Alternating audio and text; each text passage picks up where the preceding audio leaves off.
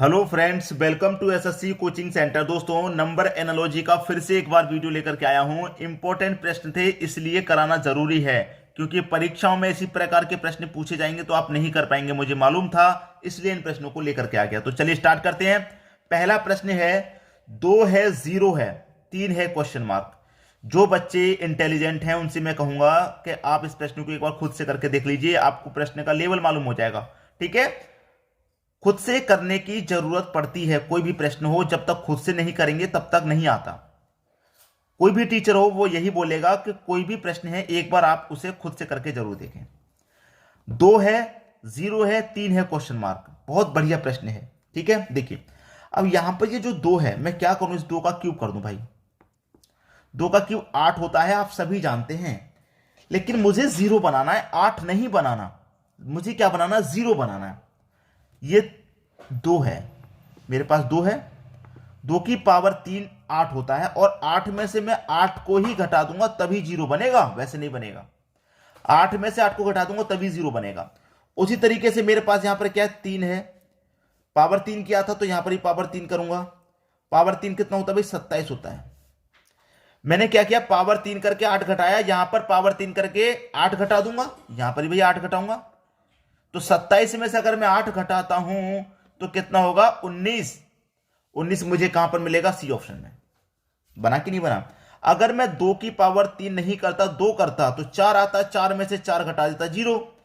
तो यहां पर भी 3 की पावर 2 करता, जब पावर यहां 2 करता तो पावर यहां भी 2 करता, तो 3 की पावर 2 का मान 9 होता। और यहां 4 घटाया तो यहां भी 4 घटाता, 9 में से 4 घटाता 5 आ जाता, लेकिन 5 तो ऑप्शन में नहीं दे रखा है, इसीलिए नहीं किया। क्लियर होगी बात, प्रश्न सभी की समझ में है। अब देखेंगे अगला प्रश्न। अगला प्रश्न है, 25 है, 20 है, 56 है क्वेश्चन मार्क। भाई 25 में और 20 में कितना अंतर है, 5 का। 25 में से 5 घटा दो 20, 56 में से 5 घटा दो 51। लेकिन 51 कहां है भाई, 51 तो मुझे कहीं नजर नहीं आ रहा, तो आंसर नहीं होगा ऐसे। मेरे पास 2 है, 5 है, दोनों का अगर मैं गुना कर दूं तो 2 पंजे 10 होगा, और 10 का फिर से 2 गुना कर दूं तब 20 होगा। दोनों का आपस में गुना किया, फिर से 2 गुना किया। उसी तरीके से यहां करूं, 5 है, 6 है, दोनों का गुना करूं, 5 छिक्के 30 होगा। फिर से 2 गुना करूं तो 30 दुने का 60। अब आएगा ना आंसर, आएगा कि नहीं आएगा, 60 सी ऑप्शन में सही होगा। क्लियर है प्रश्न।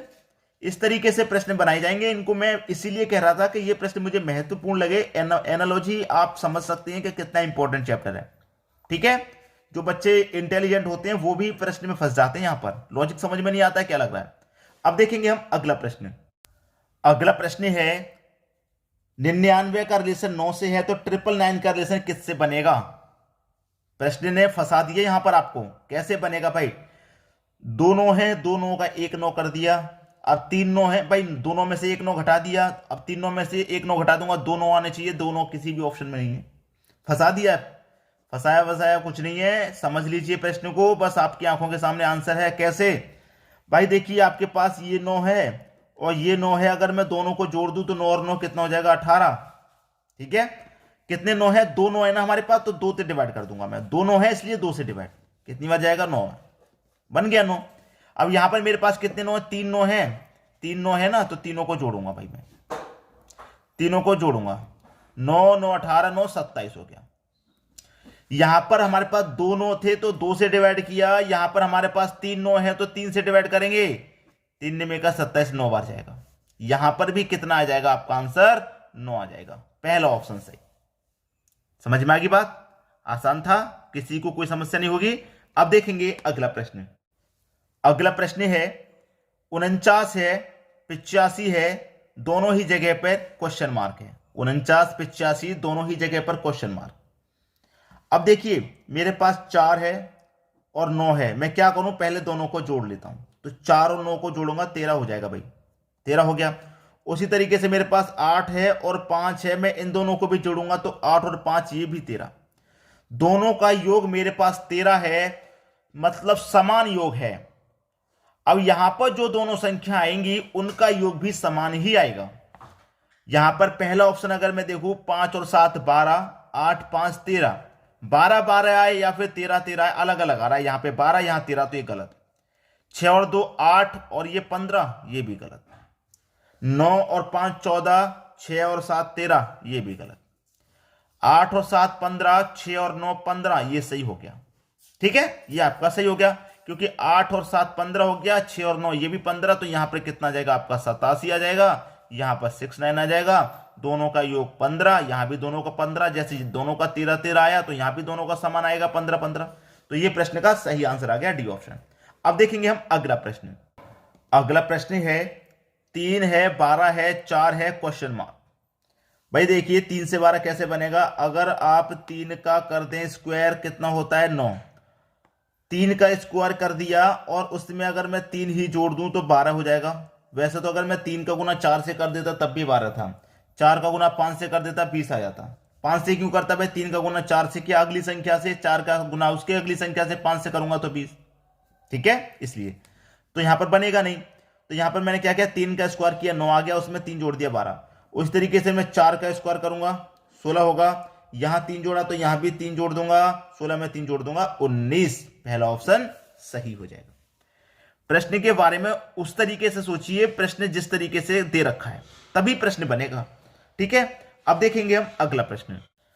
अगला प्रश्न है 75 है 93 है 84 है क्वेश्चन मार्क। बड़ी बड़ी संख्या है लगभग, क्या करूं भाई मैं इनका। देखिए मेरे पास 7 और 5 दोनों को अगर जोड़ दूं 7 5 12, 9 3 दोनों को जोड़ दूं ये भी 12, 8 4 दोनों को जोड़ दूं ये भी 12। तो यहां पर जो संख्या आएगी भाई उसका योग भी तो 12 होगा।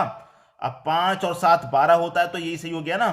4 और 3 7 होता है, 9 2 11, 6 5 13, 6 5 11। तो हमारे पहला ऑप्शन ही है, मतलब यहां पर 57 ही आएगा। 57 क्यों आएगा, दोनों को जोड़ेंगे तो 12 बनना चाहिए, क्योंकि सभी का योग 12 बन रहा है। तो ये आपके प्रश्न का क्या है दोस्तों, बिल्कुल सही जवाब। सभी की समझ में प्रश्न आ गया। अब देखेंगे हम अगला प्रश्न। अगला प्रश्न है 2 के बाद में 3 दे रखा है, 23 के बाद में क्या आएगा। क्या रिलेशन है दोस्तों, अगर आपने पढ़ाई की है, खूब अच्छे से पढ़ाई की है, तो आप देखकर ही पहचान लेंगे कि क्या लॉजिक है इसमें मैं बता रहा हूं। अगर आप कभी कभी पढ़ते हैं, दिन में 1 घंटा पढ़ लिए, 2 दिन में पढ़ लिए, तो नहीं पहचान पाएंगे।